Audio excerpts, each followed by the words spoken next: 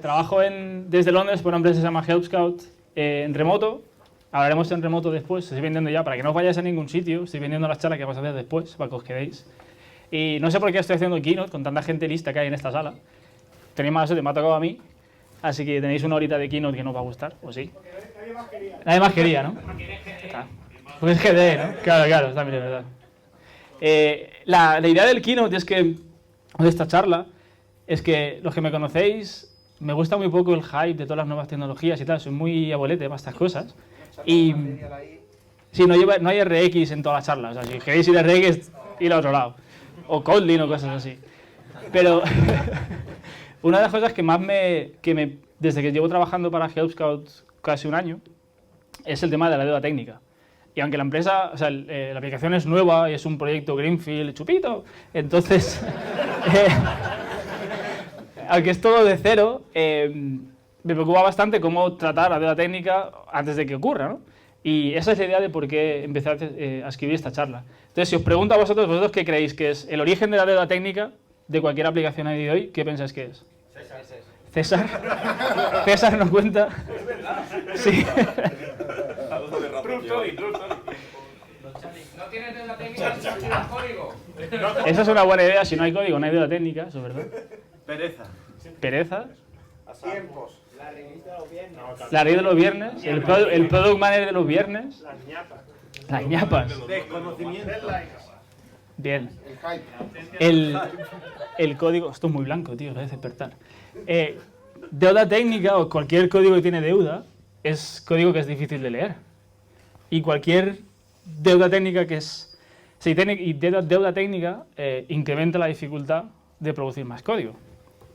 Y es más complicado de entender el código que estás escribiendo. Esto es una gráfica que me he inventado totalmente yo, pero basado en mi experiencia misma, me paso más de la mitad de mi tiempo leyendo código que he escrito yo. Y si nos pasamos 60 o 70% del tiempo leyendo código, lo mejor será que lo entendamos, ¿no? Y ya no estamos hablando de que si escribas en funcional, orientado a objetos, en cualquier tipo de lenguaje o qué librería, es que entiendas qué coño has escrito. Si el nombre que le has puesto a las cosas no lo entiendes, o tú algo le has llamado X, pero si luego se llama Y, entonces te pasas más tiempo del que necesitarías simplemente leyendo. Y esa es la idea por la cual creo que el origen de la deuda técnica no son librerías o pereza, que también son los nombres. El nombre que les ponemos a las cosas, a las funciones, a las variables, a las clases, a los tests. Y lo que a la idea de esta charla es vamos a explicar un poco qué podemos hacer para reducir esa deuda técnica y cómo vamos a hacer para que las convenciones que tenemos como equipo, trabajando solo, trabajando con más gente, cómo podemos compartir esas ideas o esas reglas de código y cómo hacer que, en el caso de Android, perdón por los de iOS, cómo forzar que esas reglas se cumplan siempre y cómo forzar que tu sistema de build, si tenéis continuous deployment, que deberías tener todos a día de hoy, ¿no? Hacer que ese sistema de build también dependa de esas reglas que tú has definido con tu equipo a la hora de definir cómo tu código debería ser. Esta es la única gráfica. Esto lo hago para que Raúl piense que soy listo. Para mal, ¿eh? La complejidad ciclomática es una medida que las diferentes herramientas utilizan para saber cómo de complejo es el código que has escrito. Si tú tienes un método con 5 ifs así nesteados, la complejidad incrementa. Si tienes for, loops, etc., entonces la idea es que tus funciones o tus métodos o tus clases deberán tener la mínima complejidad posible. Y la cantidad, relativamente, cuanto más complejidad tenemos en esas funciones, más complicado es entenderlas, pues te pasas media hora leyendo el función. A mí me pasa muchas veces del helado que yo he escrito antes y decir, ¿qué han hecho aquí? Sé que hay 1000 cosas, esto está haciendo 1000 cosas, ¿no? Y esta es una de las razones. Entonces, si hablamos de cómo reducir esta deuda técnica, lo primero que vas a hacer como programadores, vas a coger y vas a mirar en algo. Llámale un código, que sea de un test, de una función, de una clase. Vas a intentar entenderlo, qué es lo que hace esa clase. Luego vas a intentar cambiarlo, escribir algo. Normalmente va a ser un nombre, va a ser una función, va a ser una variable.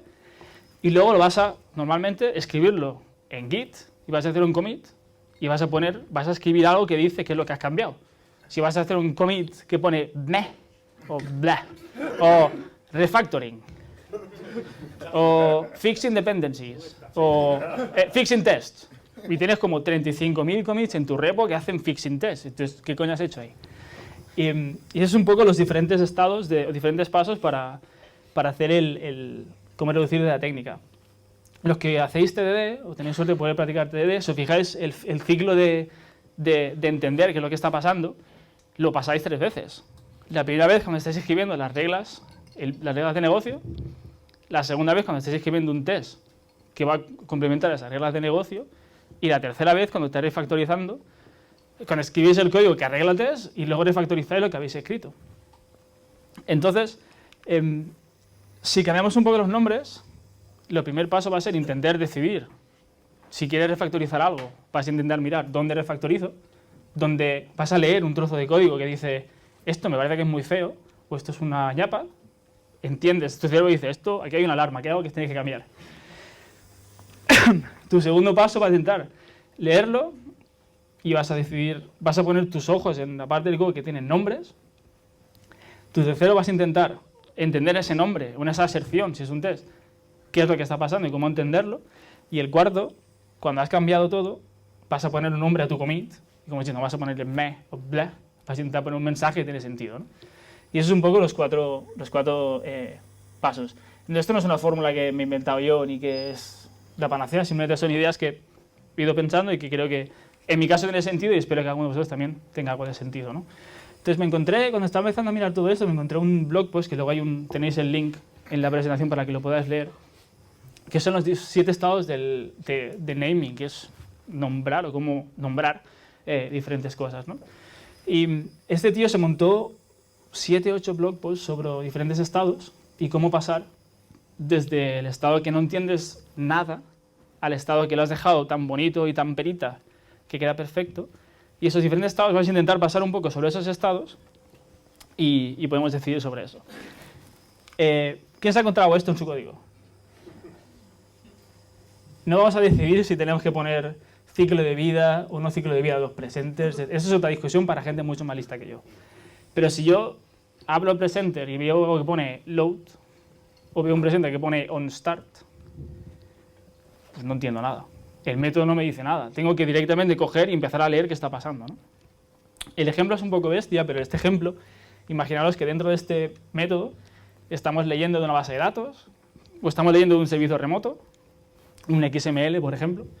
Cogemos ese XML, lo estamos guardando en una base de datos, pues hemos hecho un parseo del XML en el mismo método, hemos guardado ese XML como objetos en una base de datos, y luego hemos cogido un sistema un background service que está pasando esos datos que hemos guardado y los está mandando a otro servicio. Y todo eso está hecho dentro de este método. Si tú lo miras desde fuera, no tiene ningún sentido. Tú estás leyendo un método que pone start o load y realmente el contenido y lo que está realmente pasando son muchísimas más cosas, ¿no? Entonces, esa es la fase del sin sentido, que un método o un nombre tiene muy poco sentido, ¿no? El siguiente método, que es el método de ser honesto. Si eres honesto con lo que está haciendo tu método, aquí pone, estamos haciendo algo muy malo, algo malvado a la base de datos, y estamos enseñando un resultado. Eso es lo que tu método hace. Aquí no estamos hablando de dominio, de lenguaje, de si es un observable, no está hablando de nada de eso. Simplemente estamos diciendo lo que el método hace. Y a día de hoy mi método hace algo muy malo con la base de datos que no sé qué es, y luego muestra un resultado. Y sería la fase de honestidad. Evidentemente, si tú ves esto en un code review, dirás, este método es muy largo, ¿no? Este nombre no tiene mucho sentido. Vas a intentar ver qué es lo que está pasando y cómo mejorarlo. En esto no solo se trata de funciones.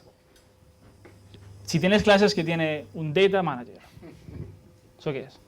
Maneja datos. ¿Datos de qué?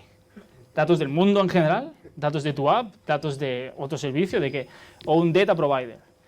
O sin entrar a hablar qué es un repositorio o qué no es un patrón repositorio. Si ves algo en tu código que pone data repository, ¿eso qué es? Supongo que serán datos, pero no sé si son lista de tareas, lista de libros, usuarios de un chat, no sabes nada, ¿no? Y lo mismo con data operations, clases que pone dataoperations.createTableInsert. Eso es totalmente genérico y no tiene ningún tipo de información para alguien que no ha visto tu código antes, lo va a leer y dirá, ¿esto qué narices es? vas a tener automáticamente que coger, leer, línea de código por línea de código hasta que entiendes que nadie se está haciendo realmente ese método o esa clase, ¿no?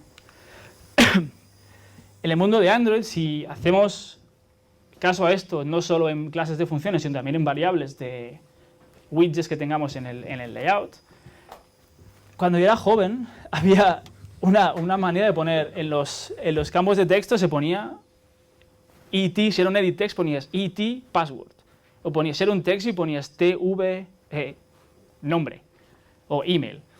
Y era porque la gente tenía que poner el tipo de variable o el tipo de clase que estabas relacionando justo con el nombre, ¿no? Porque por alguna razón pensaban que era mucho más sencillo para leerlo después, ¿no? Si miras el primero, ya sé que es un text input layout. La variable me lo está diciendo. No necesito que me ponga la variable password text input layout. En este caso, si lo que mostramos es un poco la intención, o qué es lo que queremos realmente hacer con esta variable, si le pones password input, o el nombre que tú decidas con tu equipo, que tiene sentido para ser entrada de texto, ya entiendes que si ves esto y dices, bueno, si voy a meter texto que es un password, supongo que será un edit text, a no ser que haga magia y pueda escribirlo en otro sitio, voy a tener que obtener esto, ¿no? Y es un poco ser un poco conscientes de cuál es el motivo por el cual ¿cuál es el motivo por el cual estás escribiendo algo para que cuando luego vengas y lo leas unos cuantos meses después, o si tienes suerte unos cuantos años después de ver código legacy de hace 6 años, cuando leas esto vas a entender qué es lo que está pasando, sin tener que recordar, ya, pero yo hice esto porque creo que la función se llamaba tal, o había un tío que le gustaba poner los nombres así, y luego se fue, entonces cambiamos los nombres. La idea es que como equipo tienes que funcionar siempre igual, ¿no? Y la idea es que veremos cómo podemos coger esas reglas y separarlas y compartirlas con los demás usuarios. Si volvemos a nuestro ejemplo y pasamos del estado de honesto a ser honesto y completo, tenemos algo como esto. El método lo que hace realmente es parsear en XML, guarda el dato de un viaje, ahora sabemos que es un viaje, lo guarda en la base de datos y en la base de datos caché, y luego empezamos un proceso de background que todavía no sabemos qué hace. Esto es lo que hace el presenter on start o el presenter load. Esto es todo lo que está haciendo por debajo. Con todas las clases que está relacionando y que está llamando, esto es todo lo que está pasando. Si vemos esto no tiene ningún tipo de sentido. Y hay cosas que podemos hacer para mejorarlo, ¿no? Y mucha gente aquí ha dado muchas charlas sobre eso. Una idea es cómo encapsular las diferentes drogas, depende de qué aplicación estás usando, o donde trabajes, o lo segundo. Pero la idea sería que si tienes esas diferentes relaciones entre diferentes clases que sabes que podías separarlos y abstraerlos, encapsulación es uno de los métodos que te ayuda a separar esas responsabilidades y hacer que ese nombre tan estúpidamente largo de método que tenemos que sea más pequeño, ¿no? Si pensamos en el ejemplo que tenemos, una de las cosas claves que podríamos cambiar es la base de datos, o el acceso a base de datos, o escritura en base de datos. No tiene mucho sentido tenerlo en el presente, ¿no? Si quieres ser muy puro, pero no tiene sentido que esté ahí, podemos separarlo, ¿no? Entonces, si separamos, tenemos un método que hace, guardas un viajas un vuelo en la base de datos y empezamos un processing. Este database que veis aquí, desde este método necesitas saber si es una caché, si es una SQLite, si es real, eso da igual. El método necesitas saberlo. Lo que necesitas saber el método es que estás guardando esos datos en una base de datos local. Y eso es todo lo que es importante. Entonces esta es la fase del hacer la cosa, do the right thing, en castellano sería hacer la cosa correcta, creo. La traducción sería eso, ¿no? Hacer lo correcto, ¿no? Realmente esto es lo que es lo correcto. Está cogiendo un vuelo, lo guardas en la base de datos y empiezas un proceso de después. El siguiente paso, que es un poco donde mucha gente empezaría a tenerlo ahora, que sería esto. Begin tracking flight. Ahora ya no estoy haciendo un load, ya no pongo un start, lo que estoy haciendo es begin tracking flight. Y este código, yo he tenido cosas muy parecidas, yo soy el primer culpable de escribir cosas así. Que es, el método lo que está haciendo es traquear un viaje. Sé que usa una base de datos porque veo una relación por ahí, veo una clase dependiente o un colaborador en el constructor que sé que está escribiendo sobre él. Pero básicamente, si escribimos sobre intento, o cuál es la intención de este método, lo que está pasando es eso. Estamos empezando, cogemos un vuelo y lo estamos empezando a monitorizar, diría ser la traducción. Y lo que es importante es que defináis el lenguaje. y realmente da igual qué tipo de verbos o qué tipo de letras queréis utilizar. Si pensamos sobre esto, ¿qué diferencia hay? Si veis los 3 primeros o los 3 últimos, ¿qué diferencia hay entre load folders, get folders o fetch folders? ¿Se supone que uno no usa de base de datos y el de fetch va de remoto? ¿O el present folders, show folders o, en honor a Pedrito, render folders? ¿Estás qué? ¿Hay una diferencia? Y si en vuestro código tenéis la misma función con diferentes nombres en diferentes partes, no te está ayudando mucho. Porque tú pensando, si se llama diferente, ¿será por algo? ¿Debería tener un nombre diferente? ¿O es que este método hace algo diferente que yo todavía no sé, hasta que no lea por dentro, ¿no? Y eso es un poco la idea de escribirlo de esta manera. La idea es que el nombre sea correcto y que sea claro. Y eso es algo que es lo que es importante. Yes, es que voy a poner un poco de animación aquí. He aprendido Keynote hace poco, entonces quiero hacer esto. ¿Cuántas veces habéis visto esto? Load folders, pero como no sé si es de la caché o no, le pongo un booleano que pone from caché. Oye, así seguro que lo sé. O si estoy show folders, como quiero saber además si estoy online, entonces paso un booleano de vuelta, entonces voy a coger la vista y decir, presento todas las carpetas y además pongo un snack bar que pone estás offline. El contenido está fuera de single ¿no? Y lo que estás pasando es como eres, o en mi caso, como soy muy vago, pongo en un método todo, total, pues es un método solo, no pasa nada, ¿no? Pero esto se va haciendo, la bola de mierda se va haciendo gorda y gorda y gorda, y si tienes la mala suerte y estás heredando un código como esto, o eres como Pedrito que va a tener que revisar mi código dentro de un par de semanas, verás mierdas así y dirás, ¿y ahora? Si es mucho más sencillo hacer 2 métodos separados, no pasa nada por tener 2 métodos, uno que pone presenta carpetas y otro que pone mostrar mensaje offline. Ten 2 métodos, no tengas solo uno. Solo por ahorrar un booleano. Son gratis los booleanos. No estamos haciendo cohetes. O sea, no pasa nada si tenéis 2 métodos en vez de uno. Haz así. Show folders, notify offline y ya está.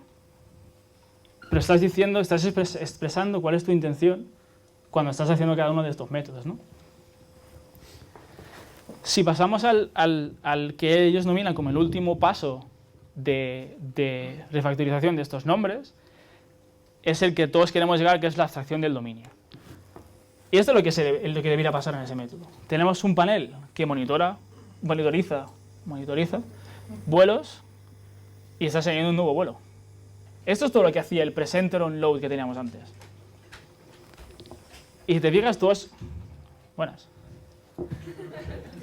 La fiesta está aquí, no te vayas. ¿Qué tal? Se va a jugar a billar, este sí que es listo. Entonces, la idea es que todos esos nombres, si estamos pasando y evolucionando como diferentes tipos de intenciones, al final llegarías a algo así, en el cual sin tener que saber cómo va por dentro, ya entiendes qué está pasando. Si tú lees este método sin tener que entrar en el código, ya sabes lo que hace. Y no tienes que estar buscando relaciones con diferentes ventanas y clicar entre diferentes clases para ver qué está realmente pasando. Con una simple línea y pocas letras ya entiendes lo que está pasando, ¿no? Eso solo es un ejemplo para bases para métodos.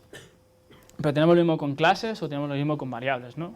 La idea es que cuando tú leas una clase, sepas si es una base de datos, si es un servicio remoto, si es una caché, si es algo que está construyendo, que está parseando JSON, si es algo que está traduciendo datos o está haciendo operaciones con un tipo específico, ¿no? Y lo mismo con variables. Si tenemos 3 variables iguales, una que pone integer m, uno n y uno que se llama x. ¿Eso qué es? ¿Qué es m y qué es n? ¿O qué es x? Pone un nombre que entienda. Si es latitud, longitud y radio, pues pon latitud, longitud y radio. Y si queda largo, pues queda largo. Pero entiéndelo. Otra de las cosas que me gusta mucho es no. Y esto, si estáis trabajando con Android, muchas veces la idea es como Google pone eso, pues será porque es de listos, ¿no? Esta gente es muy lista, sabe que si le pongo el tipo delante, pues lo entenderé, ¿no? Cuando realmente a día de hoy, si no trabajáis en Vim o trabajáis en un editor de texto que no tiene toda la lógica que tenemos aquí a día de hoy, coño, si tú usas Android Studio o IntelliJ, no hace falta que hagas mucho, ya lo ves. Si la misma, los diferentes tipos de variable y los accesos de la variable ya lo puedes ver sin tener que hacer nada. Sabes si está en negrita, está en cursiva, lo ves. No hace que le pongas m o n ¿sabes? No te llamas Pedro o Fernando, ¿no? Pues coño, vale el nombre y ya está. Y algo muy parecido pasa con las APIs. Si el equipo de backend decide que quiere poner un guión bajo entre tus palabras, pues no tienes por qué comértelo. Tú puedes poner tu propio lenguaje. Si quieres poner camel case y poner created add, pues está bien, no pasa nada. Si no hace falta que estéis liqueando dominio que haya en otro sitio. Como equipo tenéis que decidir, quiero usar igual que backend, quiero no utilizar lo mismo que backend, o no. Aquí no sé por qué no sale la foto, pero la idea es eso. La que está enseñando aquí es una API que tiene pues eso, unos nombres horribles de variables y cosas como JSON te sirven para ponerle solo el nombre y luego la variable es diferente. Hay mil maneras de hacer que eso sea diferente, que no estéis pasando esos datos a vuestro cliente. Otra cosa que está bastante... No es sobre testing, hay muchas charlas aquí sobre testing, no es sobre cómo hacer testing, es cómo poner nombres a vuestros tests. Si tenéis un test que hace esto, estamos testeando que el diálogo de draft, que el presenter enseñe el mensaje después de cliquear el botón save y recarga los datos. Si es que lo has visto ese test, vale. Si estás en una clase que se llama Draft Dialog Presenter Test, pues no hace falta que tu método de test ponga estoy testeando el Draft Dialog Presenter. Ya estás ahí en esa clase, no tienes otro igual. Pues te puedes cargar todo eso, ¿no? Pues dale, Draft Dialog Source Mesh, empiezas, sigue el primer paso, pones eso.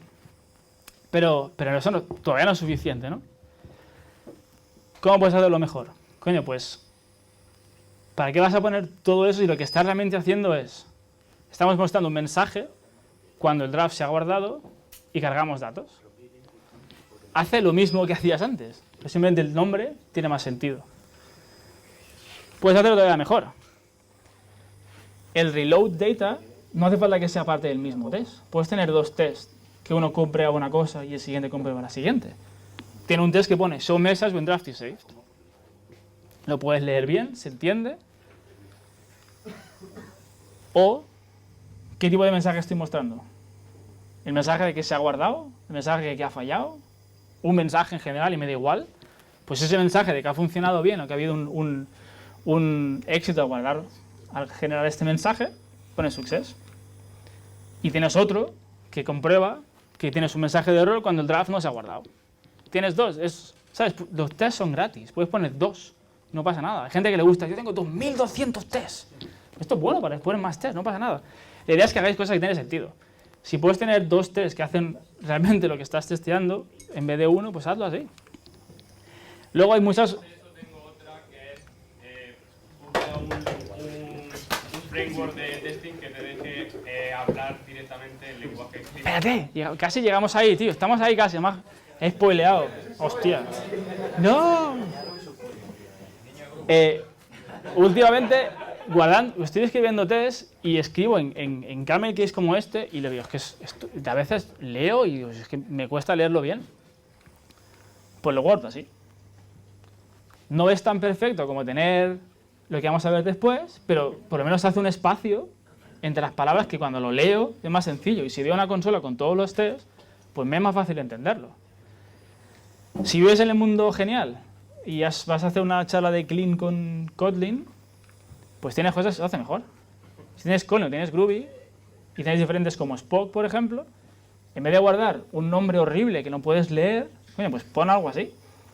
Y cuando ves una materia de test que está pasando todo un tras del otro, lo lees así y dices, coño, pues entiendo lo que está pasando. Tiene sentido. El test se ha cambiado, no hemos cambiado nada del test. Todos los métodos del test son los mismos y las asociaciones son las mismas. Solo hemos cambiado lo que el test está diciendo. Lo que tú estás leyendo cuando lees el test. Y esto... No sé por qué ha salido así.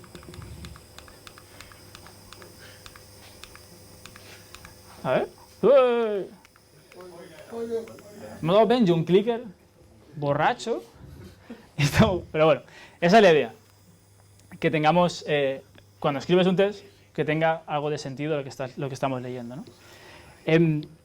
Cuando heredáis, o yo he heredado código legacy de otras agencias o otros programadores, cuando ellos hacen cosas no lo hacen para joderte a ti.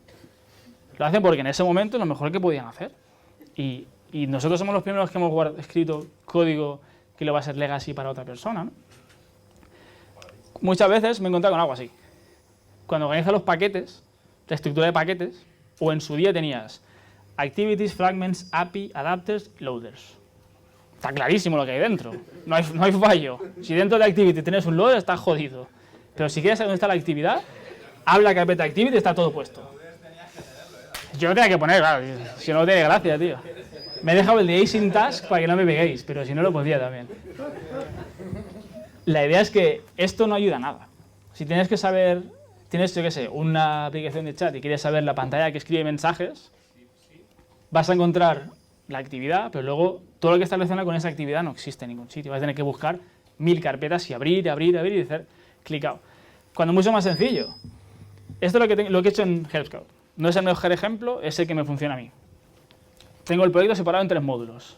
Módulo de API, módulo de app y módulo de base de datos. El módulo de API es Java, tests unitarios muy sencillos. El módulo de base de datos está hecho con SQLite y tengo las baterías de test de Android Test, están ahí. Cuando ejecuto solo los de ese y no ejecuto nada más. Y el módulo de app tiene todo lo que es la componentes de vista del proyecto. Dentro de app pues tenemos esto. Common, que son cosas comunes a todos los dominios. Tenemos una parte de datos, una parte de dominio y una parte de injection. Todo el tema de Dagger 2 está ahí dentro. Como no hace falta que los demás sepan nada de eso, todos los componentes, módulos, están ahí. Y los scopes están todos ahí. En Common, a lo típico de tener string utils y text utils, coño, pues ponlo en algún lado que tenga sentido. Si es para todos, pues ponlo ahí. Y el tema de datos, pues lo mismo. Si tenemos los repositorios, los data source, tenemos ahí.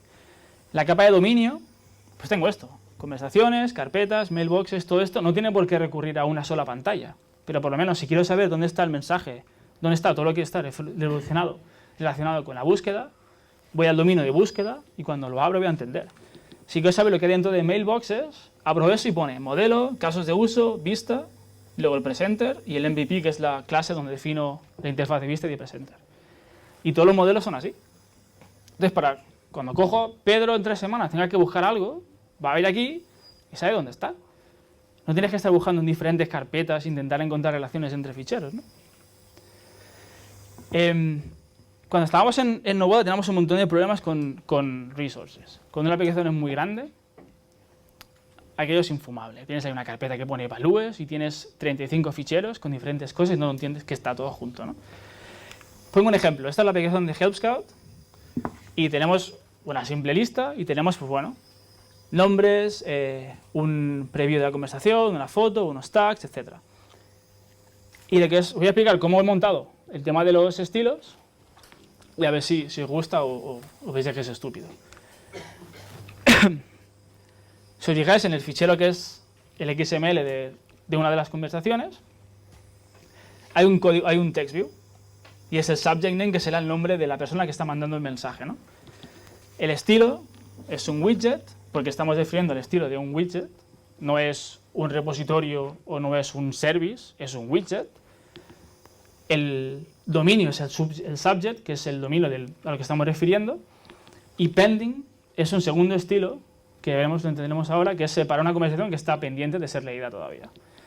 Si vamos dentro de ese, si os fijáis, el fichero de styles se llama combo preview styles, son los estilos de la preview de la conversación. Hay un estilo padre, que es un subject, que tiene un size y diferentes cosas que afectan a ese estilo. Y luego hay un pending, que como tenéis el punto, está heredando automáticamente de subject, también podéis poner parent si queréis, y tiene un color. El color, el tamaño, está todo relacionado al dominio que estamos tocando. Eso solo es en estilos. Si vamos a colores, bajado en esto, tenéis un color, el subject pending tiene un color que se llama combo preview pending. Ese color no es el hexadecimal directamente. Este color relaciona a otro resource, que es otro color, que sería el charcoal 300, que es el color que el diseñador quería utilizar. Tú que hablas de Sketch mañana, pues tienes los colores que te genera Sketch, son así. Y tienes un archivo de color que pone colores, donde están los archivos con todos los diferentes colores, que no tienen dominios, ni tienen... no te dice el color si es de una conversación o es de un mailbox, no, simplemente te dice el color que es. Y el mailbox es quien se relaciona con ese tipo de color, y lo tenéis ahí. Si algún día queréis cambiar todos los widgets de subjects, venís a ese archivo de combo preview styles, cambiáis la referencia del color y sin que haberla creado ni nuevos colores ya te está cambiando todos a la misma vez. Pero no, ¿combo qué es? Conversación. Es gratis. Lo he puesto pequeño, lo he puesto por las slides, ¿eh? Por algo que has puesto antes. ¿Qué he puesto? Se llama conversación. Sí, se llama conversación, lo he puesto aquí por no ponerlo todo en las slides, ¿eh? Somos guays, hablamos así diferente. No, acabo de decir que no habla así. Voy a poner RX combo y le gustará a todos, seguro. Si hablamos de dimensiones, con cada Colli, ¿no? Y luego una de esto, pues, observable. Si hablamos de dimensiones, estamos en lo mismo. El mismo estilo tiene un tamaño, que es el tamaño del texto.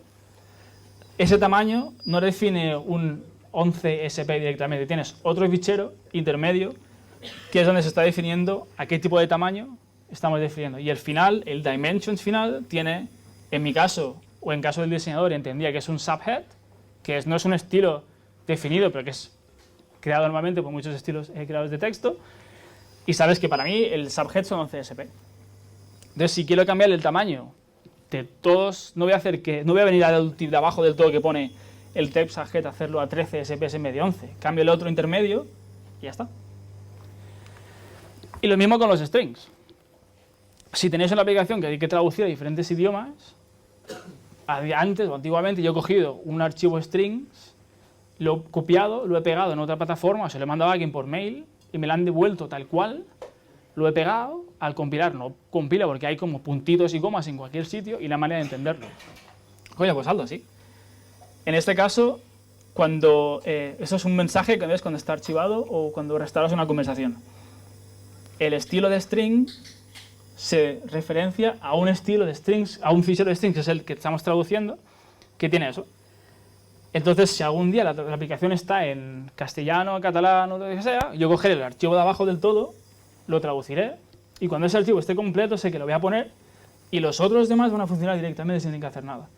Y solo tengo un fichero, que es la posible origen de la verdad, ¿no? Que es el que es potencial error. Los demás sí que van a funcionar. Y me ha hecho la vida mucho más sencilla. Al final, como queda todo esto, y es lo más bonito, si vas a el archivo y vas a líder, pues están todos uno al del otro. Tienes el de... Eso no es bonito, por favor. Es bonito porque es pequeño, coño. Pero me hace muy sencillo si tengo que cambiar y decir, oye, quiero cambiar el texto de los hazás. Pues voy al hazá view strings y están ahí. A lo mejor en este archivo hay 3 strings. Está bien, no pasa nada. Pero sé que están aquí, son separados por dominio. Si queréis que queréis separar vuestras carpetas en dominios, pues los archivos de texto no cambian nada. No sé cómo funcionan ahí o si hago parecido o no, pero en mi caso me ha ayudado mucho más sencillo para saber dónde está todo. David, ¿con los strings de verdad te ayuda? Mucho. ¿Sabes para qué ayuda mucho? Ayuda mucho para los versos. Ayuda mucho para cuando eres un equipo de 10 personas. Sí, añadir, porque siempre Añadir, porque no te comen versos. Y luego tenés el típico que cambia una cosa en un fichero y dices, coño, me ha cambiado todo. Si solo hay un fichero que puedes cambiar, es mucho más sencillo encontrar problemas. Al final lo que ha dicho Jorge, te los merges con lo tuyo, te lo comes igual, porque al final lo tienes que añadir en un fichero de feature y en otro fichero de string, que es el común de todos, ¿no? Sí, Entonces, para los merges... sí, pero el merge, no vas a tener 2 tíos trabajando sobre la misma feature para crear un string, tendrás diferentes, ¿no? Ya, a lo que voy es que traducir un string a una key y luego la traduce a otra key para utilizarla en tu código... Eso ahí- es un ejemplo para los sí, no, común, que tiene 10.000 comunes Sí, y claro. era compartido entre 10 pantallas. Si tienes varios, sí lo veo. Si tienes Porque además tienes el sí, no, cancel, mayúscula, minúscula, ¿para qué pantalla lo pongo? Bueno, Te creas pero una el sí key es para común esa para pantalla todas, ¿no? y luego es el común en el translativo. Sí, pero si el sí es común para todas, utiliza el mismo sí para todas. Y ya si está. no, pégate a tu product manager y dile que por favor sea el mismo sí, ¿no? Claro, No te preocupes que no te lo llamo, Sí, amigo. ok, ya. No, lo que está diciendo Miñarro es que él ha dicho que lo separa, pero realmente no lo separa para buscarlo. Pues tienes el común, ¿no? Hay un común, sí. Y Jorge ha dicho que te libra de los merge, pero eso es mentira porque el común lo tiene que modificar y es lo que te dice. No, pero el Con los colores... La que has liado. ¿Para qué digo nada? Si no sé, ¿para qué digo nada? Sevillano que no tengo murciano, sí, señor. No, yo lo que iba es que con los colores, estilo y demás está súper guay, pero con los strings a lo mejor mejor porque no lo he llegado a utilizar, pero Si tuvieras una app que está en 15 idiomas y tuvieras 15 ficheros de idiomas que tú tienes que mantener, bueno, a lo mejor por la te lo forma diré. que hemos trabajado. Yo con la forma que he trabajado directamente, si tengo una feature, tengo la aquí que me la ha proporcionado el Project Manager, entonces me despreocupo. sí, sí. No digo que esto sea la razón que tenéis que hacer todo. Digo que me ha funcionado trabajando con otras empresas y trabajando con apps, por ejemplo, como CCleaner, que estaba en 15 idiomas. Eso era súper complicado. Perdona, ¿cuántos tokens? ¿Cuántas traducciones había en ese...? Eran 15 idiomas diferentes y No, habían, digo, pero por cada idioma, ¿cuántas cadenas tenías traducidas? en total habían quizá 300 ficheros, o sea, 300 cadenas de O sea, texto. que en el Translatable había 300 líneas. Sí, ¿Y cuántos ficheros? O sea, de... 15 ficheros. ¿Solo 15 ficheros? Hay 15 ficheros de values, tienes values es, values ca, values en, y solo tengo, de los otros ficheros solo hay una copia. Entonces, una cosa, si tienes, yo qué sé, pongamos dos tíos que están trabajando en dos features distintas, antes a lo mejor tenías dos archivos distintos que tenías que modificar, ahora tienes esos dos archivos y el translatable. Sí. Que esos dos tíos tienen que modificar ese translatable. Sí. Sí, pero no modifican a los otros. Los que sean. Si tú, por ejemplo, Entonces, no vas a tener, en ese archivo van a tener conflictos seguro. si por Y ejemplo, te dice alguien que está haciendo ellos, perdona, sí, sí, que tenemos un archivo que es el PBXprog, que si añades, cambias, modificas, borras un fichero, vas a tener conflicto. ¿Vale? Entonces, a lo mejor no es buena idea tener un archivo enorme en el que todo el mundo va a tocar y vas a tener conflictos sí o sí. claro, la idea del fichero enorme es que añades una vez. Sí, bueno, pero Si cambia, siempre añade al final. lo que te estás ahorrando con esto. Nosotros cuando éramos 30, bueno, cuando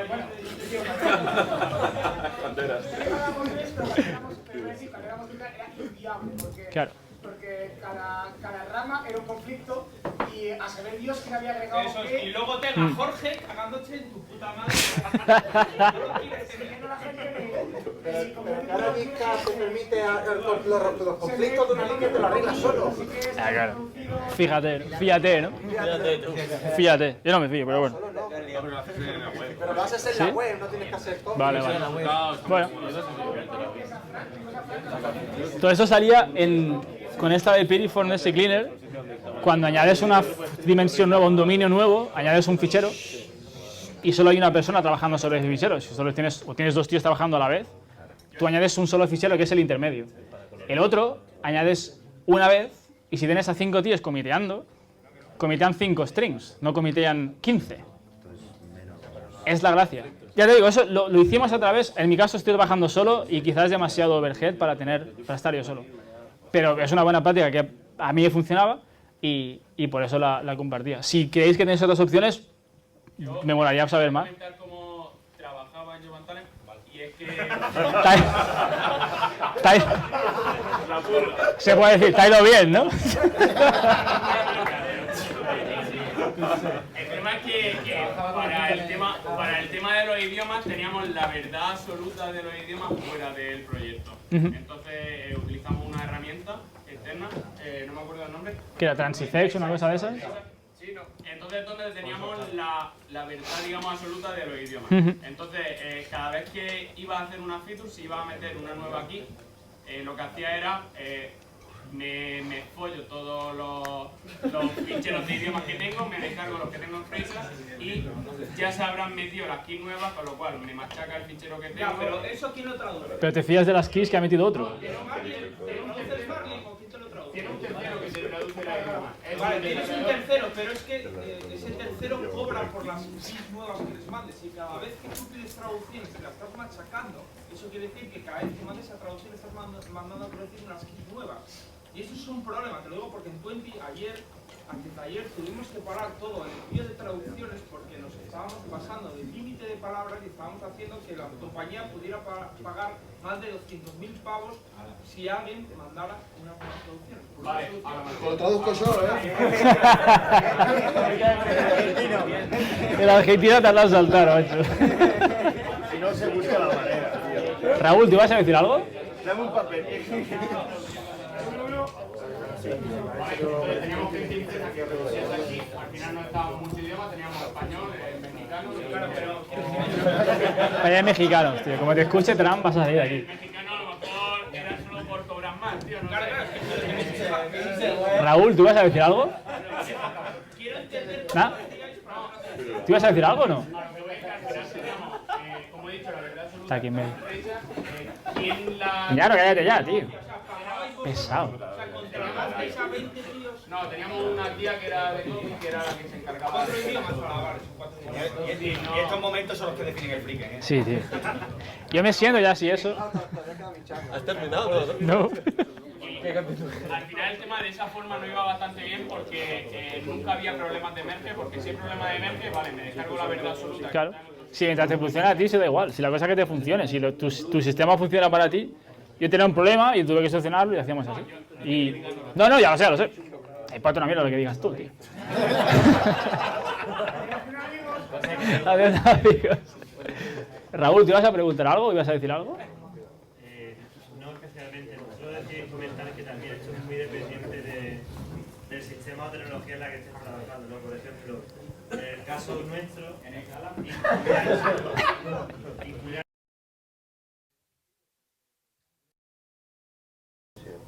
caso de Scala tiene el concepto de package objects, objetos de paquete, que al incluir un objeto de paquete, a todas las dependencias que hay en el paquete introduce los imports automáticamente.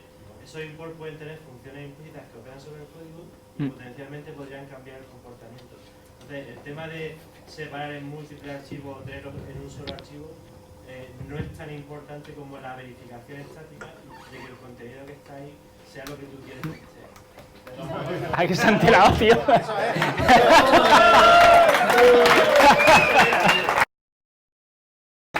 Ya está, no digas más, tío. Ya no digas nada más, macho.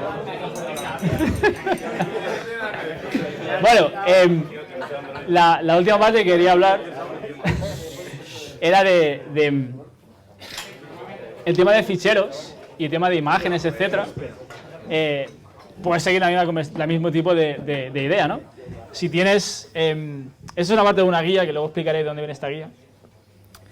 Pero la idea es también unificar. Si el diseñador te está pasando un vector drawable, pues en vez de poner animación súper molona, pues en mi caso pones VD, simplemente porque como es un fichero, a la hora de buscarlo es más sencillo. Si es un divide, pues pone divide, un background, empezar con BG. En vez de tener uno que pone gray background o gray BG o gray fondo, o tener los tres en el mismo proyecto, pues tienes uno y sabes que siempre que es un barra BG va a ser el fondo, ¿no? Igual con nombres de actividades o fragmentos, puedes decidir cómo es el nombre de la clase y cómo es el nombre del fichero, ¿no? Y al final la parte que nos dio mucho más beneficios es el tema de cómo esas convenciones que habéis decidido, cómo escribir variables, test o cómo pasar nombres a funciones y a ficheros, cómo hacer para compartirlos con el resto del equipo, ¿no? Pues al final, si estás tú solo, pues es muy fácil. Si trabajas con 15 tíos, como nos pasaba en nuestro caso, es más complicado. Entonces, hay opciones. Google tiene una guía de estilo de Java. ¿Cómo dicen? Pues mira, si lo hubiera sabido, lo hubiera puesto. Si os fijáis, la guía de estilo de Google no tiene notación húngara, solo es la de Android. Pero te la explican. Si tenemos, que es en tema de naming, te explican cómo ponen nombres a diferentes cosas, ¿no? La de Android sí que tiene notación húngara y te explica, si quieres, esta es la guía de contribución para Android, para el OSP, pues haz así, no ignores secciones y diferentes tipos de convenciones que quieren que sigas si vas a subir código al repositorio, ¿no? Y yo he hecho algo parecido con los tíos de Buffer. SM es un archivo de Markdown en tu proyecto donde está todo. Y es un fichero gordo, o sea, muy largo, donde explica cómo poner nombres a... ¿Dónde están tus carpetas de ficheros? ¿Dónde están los nombres? ¿Cómo son los nombres de tus tests? ¿Cómo son los nombres de tus clases? ¿Cómo son los nombres de las variables? Y simplemente es un fichero Markdown que vive en tu proyecto, que cualquier persona que entra al equipo, lo primero que hace es leer eso. Pero a veces no es suficiente con tener un texto que dice quiero que las variables empiecen por M o por S. Entonces hay que hacer algo más, ¿no? Y la manera de cómo obligar que esas convenciones se puedan compartir, en Novoda, por ejemplo, hicimos un archivo de IntelliJ que tiene todos los settings, que decide el espacio que hay entre cuántos márgenes hay a la derecha del editor de código, cuánto es el valor de la indentación por tabs, cuánto vale todo. Entonces, cualquier persona que entre a trabajar, coge, baja el fichero, lo sube en IntelliJ y puede contribuir directamente en cualquier proyecto. Y si haces un ¿cómo se dice? El autocompletar, no te va a cambiar todo a otro. ¿Qué es esto? Todos son iguales. Y te evitas problemas de que luego subes un código que solo tienes 55 ficheros por cambiar, es porque están cambiando las indentaciones de espacios a tabuladores, ¿no? Que es una manera. Solo con estilo de texto no es suficiente, hay muchos más. Puedes hacer convenciones con checkstyle. Si quieres decir que las constantes sean todas empezando por mayúscula o por minúscula, o sean solo mayúsculas, puedes hacerlo también. En nuestro caso teníamos una carpeta, tenemos una carpeta que se llama TeamProps, que es una carpeta para variar con contenido solo para el equipo, y tienes una carpeta con checkstyle y diferentes reglas. Y esas reglas son para todo el proyecto. Y defines, quiero que el nombre de un método empiece con mayúscula y luego minúscula, quiero que sea un warning o quiero que sea un error para que me pete la build si algo ha cambiado. Y todas las diferentes cosas que habéis visto en el primer fichero, donde está todo el Markdown con todos los nombres, todo eso son reglas en checkstyle o lint que se comprueban. Y esto es sencillo de hacer. Con PMDs tenemos lo mismo. Si crees que un if no puede tener más de 2 normas, más de 2 nested statements, pues puedes hacerlo como una regla de PMD, lo enchufas ahí, cualquier tío que va a trabajar con tu proyecto lo tiene ahí. Para forzar esas convenciones, lo que hicimos es sacar un fichero que es una Static Analysis Gradle, que es cada vez que vas a sacar, vas a hacer un pull request, o cuando crees que has hecho algo que está mal, tienes una tarea que se llama Static Analysis, que depende de checkstyle, de PMD, de findbox y de lint, que lo que hace es pasar todas las reglas que habéis visto antes. Entonces, en nuestro caso, si hay un error, quiero que la build me pete. No quiero que subas ningún código o que abres un pull request si hay algo que ha fallado. Si tienes un checkstyle, una regla que tienes que arreglar, pues lo arreglas, es parte de tu código. Es lo mismo que escribir un nombre, que escribir un trozo de tu feature, ¿no? Y esa es la idea. A nivel de findbacks tienes lo mismo. Y findbacks y PMD. Entonces, todas esas tareas dependen de una tarea de Static Analysis que vas a pasar antes de subir código. Y entonces, si todo va muy bonito, cuando tienes tu Jenkins y ves cuántos lints, findbacks y PMD, tienes 0. Y en mi caso, pues es 0. No hay ninguno. Y no es porque tenga excepciones a todas las reglas, sino que es parte de seguirlas. Y es sencillo como tener unas convenciones con tu equipo, seguirlas y decidir qué es lo que queréis hacer. En nuestro caso decidimos que digamos que si la build tenía un tipo de checkstyle, quiero que el pull request ni se abra. Lo arreglas y luego lo subes. ¿Cuánto te llevó crearte todas esas reglas? Tengo no bodo a 5 años, pues. Pero todo esto está abierto de código, ya no es que sea nuevo. ¿Cómo trabajabais con código que ya incumplía esas reglas? Lo limpias a partir de ahí. Le pones la regla, si entras en un sitio, deja lo mejor que estaba antes. Sí, pero cuando tienes 12.000 links... Coño, no vas a cambiar 12.000, también la idea es que, como decíamos antes, estás para sacar el producto, no para aprender nuevas tecnologías. Si tienes 12.000 archivos de lint, pues pones que la regla sean 12.000 y no puedes crear más. Y si entras en un fichero y puedes cambiar que en vez de 50 hayan 25, pues ya la he dejado mejor. Haces eso y cambias la regla para que solo puedan haber 14.533. ¿No existe Y vas arreglando. algún estándar de Android que use la mayoría de la gente o que todo el mundo deberíamos seguir en vez del vuestro propio? La guía de Windows. O sea, quitando No hay- Google, no hay nadie que haya Sé dicho que, vamos a seguir esto. Buffer ha hecho uno, ¿no? Sí, sí, lo hay. Con Buffer hemos hecho la guía que habéis visto, la hicimos con Buffer. O sea, es con ellos vosotros y... Sí, pero porque desconocía, hablamos y tal. Pero Novoda, por ejemplo, todo eso que he visto en Novoda es open source. En su Pero repo, más gente, es a lo que me refiero, o sea, yo qué sé. al final, ¿qué es? ¿Espacios o tabulador? O sea, sí. Claro. Al final es que tu equipo decida si es espacio o tabulador y que uno tenga espacio y el otro tenga tabulador. Si tú crees que es espacio, pues espacio. Si quieres tabulador, pues tabulador. Pero digo, para quitarte ese problema de directamente pensar, y decir, mira, este tío sabe más que yo sigo su link. No creo que es que... No creo que No saber más. Sí, sí, no creo que tengas que Evito aceptar... problemas Sí. Y sigo a este tío. No creo que tengas que aceptar cosas que te vienen directamente. Sé que, por ejemplo, en SoundCloud, cuando han hecho open source de la librería de Lightcycle, por ejemplo, hay cosas así que están en su proyecto directamente, que vienen, lo puedes ver, y hay un montón de reglas que se han casado que están muy bien. Pero al final es cosa depende de ti también. ¿Qué decías tú, Cristian? Nosotros empezamos con el Square por no tener que pensar nada esto. pero actualmente en proyectos que empezaban está todo bloqueante, pero en proyectos que ya están tenemos una herramienta tipo SnapCube, que se montó interna, y lo que chequea es nuevos errores que hay versus la rama principal, la que está la pull request, y nos alerta si añades uno nuevo o si es modificado un código que tiene un error. O sea, con lo cual nos permite estar haciendo esta mejora poco a poco, como Claro. vas tocando.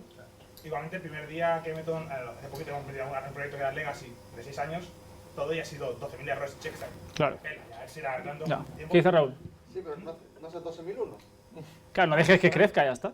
Nosotros, por ejemplo, en Levantare lo que Espérate, puñaro, cállate un rato, tío. Raúl. Que está ahora con la mano levantada, tío. Quería nada más que mencionar que a mí me parece mucho más interesante el tema de que todo esto ocurra en tiempo de compilación. La integración continua o ningún tipo de movida de esto. Esto lo podrías hacer si quisieras. En Gradle, por ejemplo, podrías hacer que la tarea dependiera del build y ya está. Sin embargo, la tendencia, lo que está haciendo todo el mundo es ponerlo en su SonarQube o en Travis, en donde sea. Pero realmente aquí lo interesante es que nadie suba código que no está adecuadamente formatado, que nadie suba, que el código no compile si no sigue las convenciones del Sí, sí, totalmente de acuerdo. No es en tiempo de CI que veamos que la rama de macro requiere esta. No, digo, en el context entonces haces tu branch y te revienta ya diferente en la cara. No vas a marcar jamás. La otra es que en compilación puedes hacer otro, pero no. Si No es que no puedas mezclar, es que no puedes ejecutar el código hasta que lo cheques. Sí, pero a ver, estás programando es que esté todo el puto rato chequeado. Tardo 5 minutos en ejecutar un puto link. Sí, pero si estos 5 minutos que tienes ahora, ya que tengas que arreglar 12.000 fallos de lint, vas a estar 3 semanas. Y el producto parado. Sí, pero puedo arreglar 12.000, arreglo 100 y 5 minutos. Bien, y solo 5 Claro. minutos, ¿no? 5 Sí, sí. minutos por A mí cada- me gusta lo que dice Raúl. Yo sé que cuando trabajamos con gente de backend, trabajaba con Node y tenían... el tiempo de compilación estaban... Al momento que estaban escribiendo código, se les estaba pasando por detrás y les avisaba. Los plugins checkstyle y esto, pero, por ejemplo, para Inbox y PMD, aunque hay plugin, no, a mí me funcionó mal y existís, pero contestar yo me genera el código de espero, bueno, para el checkstyle, se hace en autoforma, el proyecto entero, el checkstyle me dejo poquitos errores, el problema está en el merge que puede haber, Sí. y en que aparte, como usamos lambdas, checkstyle tiene una versión nueva arregla lo de las lambdas, pero luego tiene excepciones en las cuales no espera por todos lados, con lo cual hay que empezar a repetir cosas más. Incluso si usas ¿Qué pasa por usar Lambda en Android, tío? si usas el editor de código de Android Studio, o sea, el cliente de control de versiones de Android Studio, al subir código puedes decirle que haga un checkstyle que te reformete todo el código directamente, sin tú tener que hacer nada. Ya es una venta de perro, tío, es en plan, Tengo una hazlo macro solo. Para eso, y al final en vez de control S es control mayúsculas S, y ya no sé grabar normal. Tengo una Claro. macro Y ya está. Al final, lo último, como pasar las slides a Alba, hay diferentes links de cosas que están referenciadas en la charla, diferentes archivos y cómo las settings de Novoda y cómo las guidelines de Buffer y luego un fichero de Gradle para pasar las elementos de análisis estático. Bueno, subiré las slides y se las pasaré a Alba. Y ya está. Ya nos vamos a la cerveza. Gracias. Gracias.